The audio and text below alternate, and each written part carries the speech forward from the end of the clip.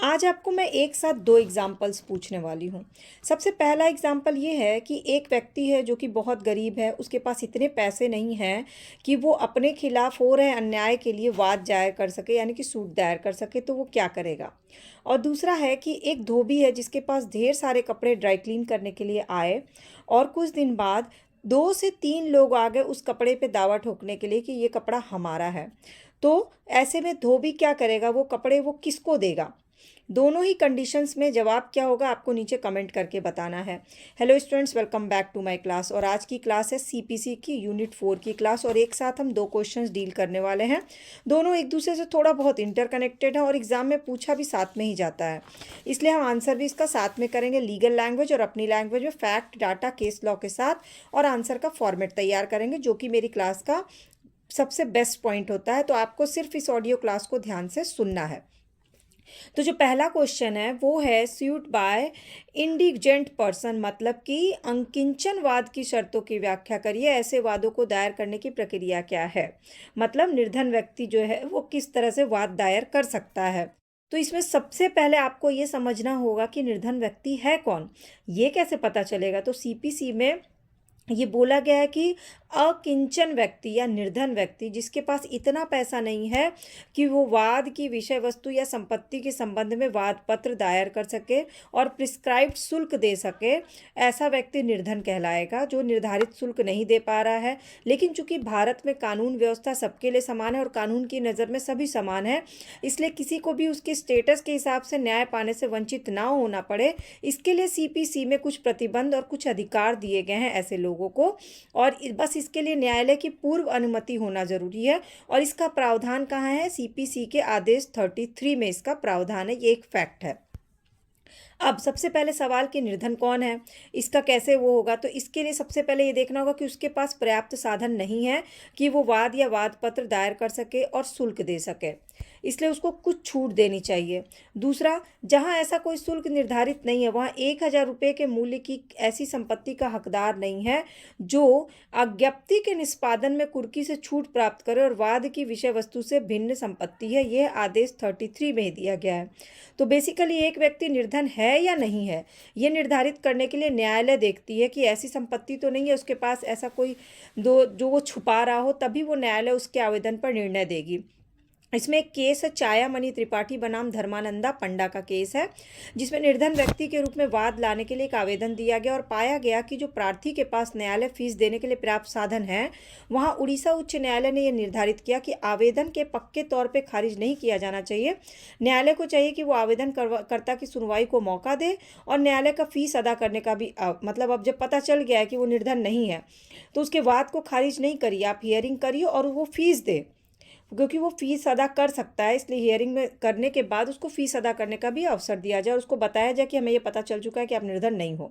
अब यदि कोई ऐसा व्यक्ति है जो है इस हैसियत से ही वाद लाता है कि वो निर्धन है और उसके पास कोई साधन नहीं है, तो फिर उसको क्या मतलब पूरा जांच करने के बाद अगर प्रथम दस्ते न्यायालय को लगता है कि हाँ वो वाजिब है, उसको जांच करने से पता चलता है कि वो दे नहीं सकता है, तो उसको ये अधिकार है कि उसको पूरा उसका वाद सुना जाए, उसका आवेदन को एक्सेप्ट किया जाए जांच और छानबीन करने के बाद। अब दूसरा, आवेदन की विषय वस्तु यानी कंटेंट्स ऑफ एप्लीकेशन, उसमें कैसे क्या क्या लिखना होगा आवेदक को। तो वादी के संबंध में अपेक्षित विवरण रिक्वायर्ड उसका डिटेल लिखना होगा। किसी चल या अचल संपत्ति की अनुसूची लिखनी होगी और संपत्ति का अनुमानित मूल्य क्या है वो लिखना होगा। उसके बाद उसको हस्ताक्षरित या सत्यापित करना होगा और प्रिस्क्राइब करना होगा उसको। पर अभिकर्ता ऐसा व्यक्ति होना चाहिए जो आवेदन या लाए जा रहे वाद से संबंधित सभी सारवान प्रश्नों का उत्तर दे सके, वही आवेदन करेगा जो रिलेटेड क्वेश्चंस का आंसर दे सके। दूसरा, आवेदन पत्र की अस्वीकृति, रिजेक्शन ऑफ एप्लीकेशन। तो न्यायालय एक गरीब के रूप में, निर्धन के रूप में वाद करने हेतु आवेदन को कुछ परिस्थितियों में अस्वीकार कर सकता है। अगर उसने देखा कि आवश्यक विवरण इस प्रकार से स्पष्ट नहीं किया गया जिससे ये पता चले कि वो निर्धन है, आवेदनवर्ती निर्धन व्यक्ति नहीं है ये पता चल जाए जांच से। यदि आवेदन करने से ठीक पहले 2 महीने के अंतर्गत पता चले कि कपटपूर्ण या निर्धन व्यक्ति के रूप में उसने अपने आप को सक्षम बनाया है कि वो निर्धन हो जाए, ऐसा कुछ किया है कपट करके, तो अस्वीकृत कर सकता है।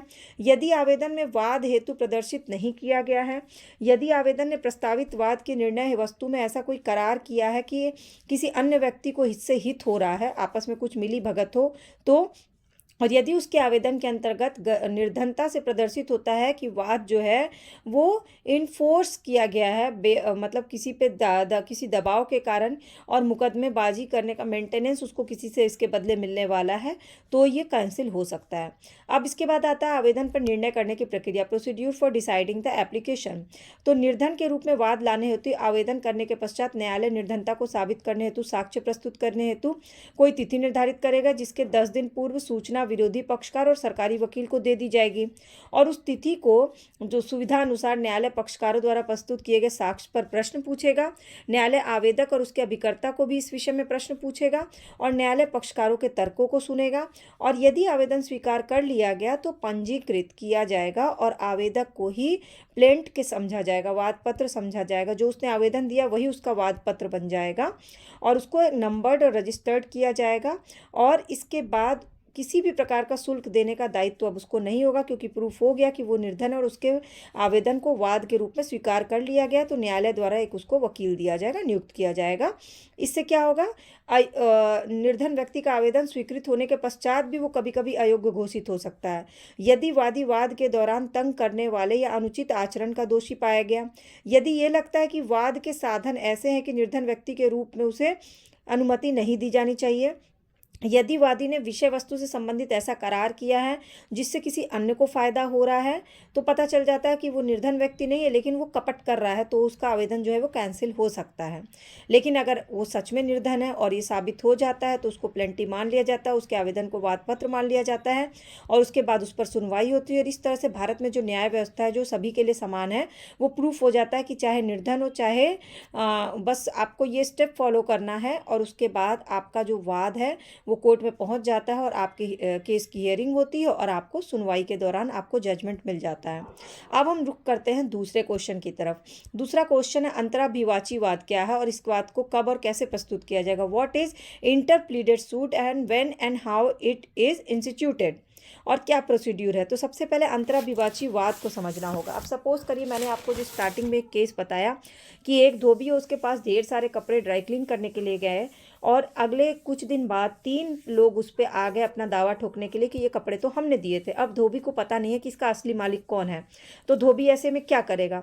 धोबी कपड़े देने को तैयार है कि हाँ भाई आप कपड़े ले जाओ, लेकिन धोबी को यही नहीं पता है कि असली मालिक कौन है, और भविष्य में उसको लगता है कि वो इस अगर किसी एक को दे देगा तो भविष्य में वो किसी केस में ना फंस जाए, इसलिए वो क्या करेगा, वाद दायर करेगा। तो यहाँ पर क्या हो गया, यही है अंतराभिवाची वाद, जिसको बोलते हैं इंटरप्लीडेड सूट। यानी ये जो वाद होता है ये प्रतिवादी बनाम प्रतिवादी होता है, मतलब प्रतिवादियों के बीच में होता है।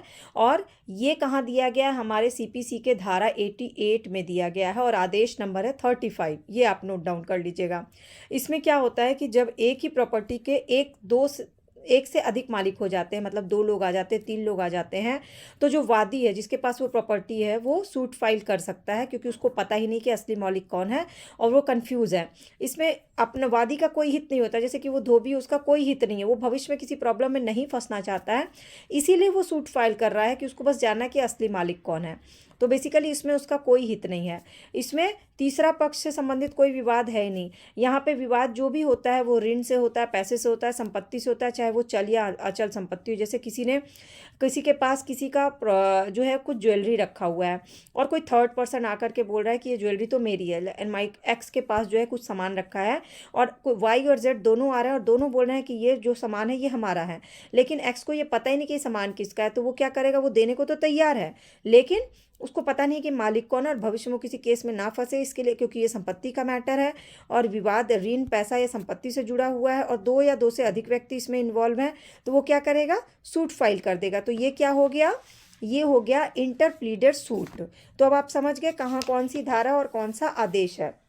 अब इसमें क्या कहा गया है कि जो इसमें इंपॉर्टेंट शर्तें हैं वो क्या है कि विवाद में ऋण पैसा संपत्ति मैटर होना चाहिए। दूसरा, क्लेम करने वाले 2 या 2 से अधिक व्यक्ति होने चाहिए। तीसरा, वो ब्याज का दावा ना कर रहा हो, उसको सिर्फ अपना जो उसका शुल्क लगा है ना, पैसा लगा, उसको सिर्फ वो चाहिए। मतलब जैसे कि वो धोबी है, उसको इससे मतलब नहीं है कि वो कपड़े का कॉस्ट कितना है जो उसने ड्राई क्लीन किया, उसको सिर्फ और सिर्फ मतलब है कि उसने जो कपड़े ड्राई क्लीन किए उसका उसमें जितना खर्चा लगा वो उसको दे दिया जाए, तो बस उसको इतना ही चाहिए, बाकी उसको कोई मतलब नहीं है। बाकी जो कपड़े का असली मालिक है उसको दे दिया जाए, उसको ब्याज का वो दावा नहीं कर रहा है।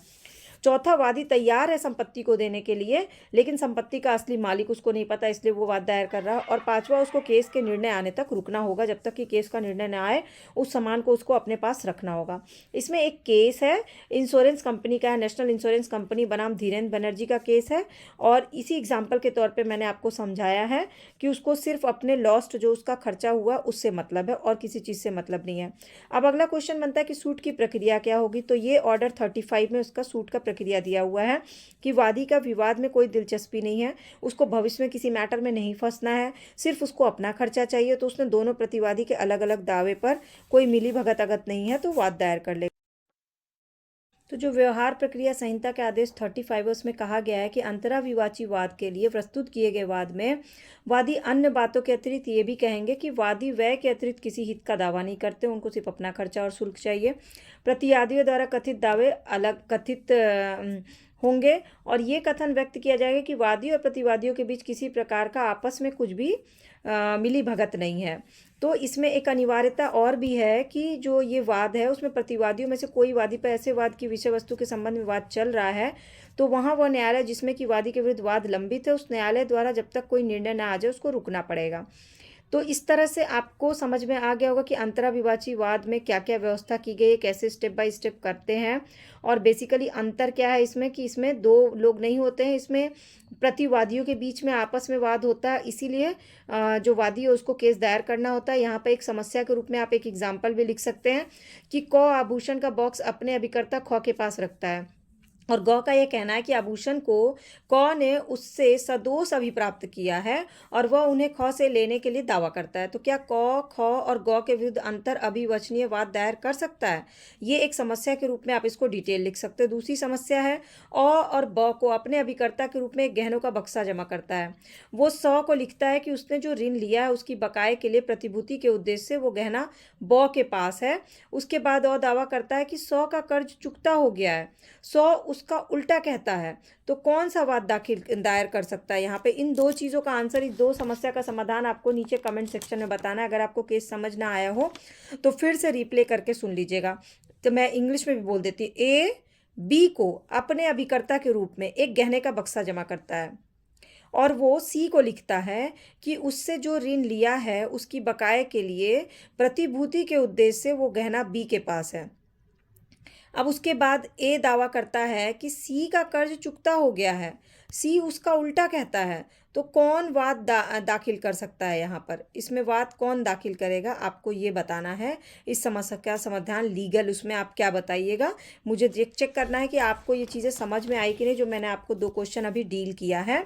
और ऐसा क्वेश्चन जो है ना एग्ज़ाम में पूछा भी जाता है कि आप कैसे इसको डील करिएगा। एग्ज़ाम क्या भविष्य में अगर आप प्रैक्टिस करते हैं तो भी आपको ये पता ज़रूर होना चाहिए। तो अब आपको समझ में आ गया सूट्स बाय इंडिजेंट पर्सन यानी निर्धन व्यक्ति द्वारा वाद कैसे दायर होगा और इंटरप्लीडेड सूट यानी कि अंतराभिवाची वाद क्या है, दोनों का प्रोसेस क्या है, दोनों में केसेस मैंने बता दिए, दोनों कौन से धारा और कौन से आदेश के तहत आता है ये भी मैंने बता दिया। और अब आपको सिर्फ और सिर्फ इसको अपनी लैंग्वेज में इस आंसर को डील करना है। केस कौन सा था? छायामणि त्रिपाठी बनाम धर्मानंदा पांडा केस। आदेश कौन सा था? 33 था।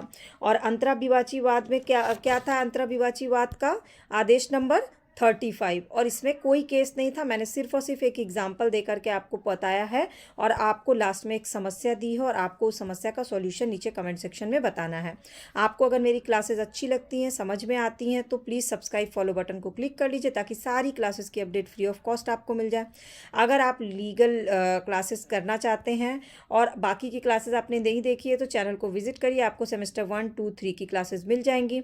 अगर आप जुडिशरी की तैयारी कर रहे हैं तो सिर्फ और सिर्फ इस ऑडियो क्लास को ध्यान से सुनिएगा और सिर्फ कीवर्ड्स पे ध्यान दीजिएगा। लीगल लैंग्वेज से ज़्यादा आसान होता है जब आप चीज़ों को अपनी लैंग्वेज में समझने की कोशिश करते हैं और डे टू डे लाइफ का एग्जाम्पल लेके समझते हैं तो आपका वो कंसेप्ट क्लियर हो जाता है। और एग्जामिनेशन हॉल में बेसिकली जब आप आंसर लिख रहे होते हैं ना तो आपको रटा हुआ जो आंसर होता है उससे ज़्यादा नंबर आपको जो अपना लैंग्वेज होता है, अपनी समझ होती है वो दिलाता है। बस हाँ, आपको धाराएं और वाद का साथ नहीं छोड़ना, उसको थ्रू लेते हुए आपको अपनी लैंग्वेज में आंसर को डील करना होता है। अब आपको अगर सब कुछ अच्छा लग रहा है तो अपने फ्रेंड से इस वीडियो को शेयर कर लीजिएगा। और अगर आप एग्ज़ाम की तैयारी कर रहे हो और डेली बेसिस के क्लासेस फ्री में देखना चाहते हैं तो बस मेरे चैनल से जुड़े रहिएगा।